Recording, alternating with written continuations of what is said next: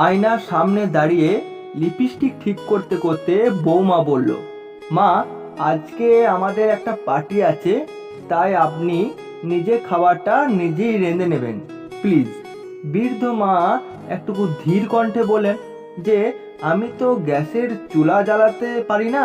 ছেলে সঙ্গে সঙ্গে বলে উঠল, তাহলে মা, ওই পাশের মন্দিরে আজ ভোগ খাওয়াবে, আপনি বরং ওখানেই চলে যান, তাহলে রান্নাও কোনো ঝামেলাও থাকবে না আর কি। মা নিঃশব্দে নিজের চপ্পল জুতো পরলেন আর মাথা নিচু করে মন্দিরের দিকে হেঁটে চললেন। এই পুরো কথাগুলো গত 10 বছর ধরে তাদের ছেলে ছোট্ট রোহন চুপচাপ শুনছিল।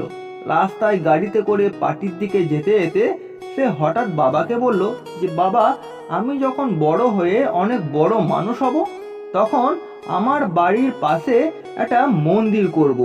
বাবা অবাক হয়ে জিজ্ঞাসা করলেন, কেন রে? তখন তাদের ছোট্ট ছেলে রোহন তখন বলল, কারণ যখন আমি কোনো পার্টিতে যাব বড় হয়ে, তখন তুমি যেন বেশি দূরে মন্দিরে যেতে না হয় তোমাদের ভাত খেতে। আমি চাই তুমি আমাদের বাড়ির পাশের মন্দিরেই খেতে যাও। সেই জন্যই একটা মন্দির বানাবো বড় হয়ে। ওই ছোট্ট রোহনের এই কথা শুনে তার বাবার মাথায় যেন বজ্রঘাত এলো। তখন তার বাবার চোখে জল এলো।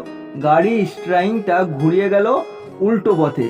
বাড়ি ফিরে এসে ঠিক করলো মায়ের পায়ে পড়ে ক্ষমা চাইবে।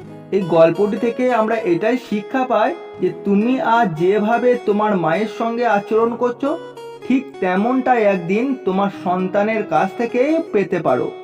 সময় ঘুরে ঘুরে আসে, তাই যতটা পারো ভালোবাসা দাও, সম্মান দাও, কারণ আজ তুমি যেটা দিচ্ছ, আগামীকাল সেটাই ফিরে আসবে তোমার কাছে।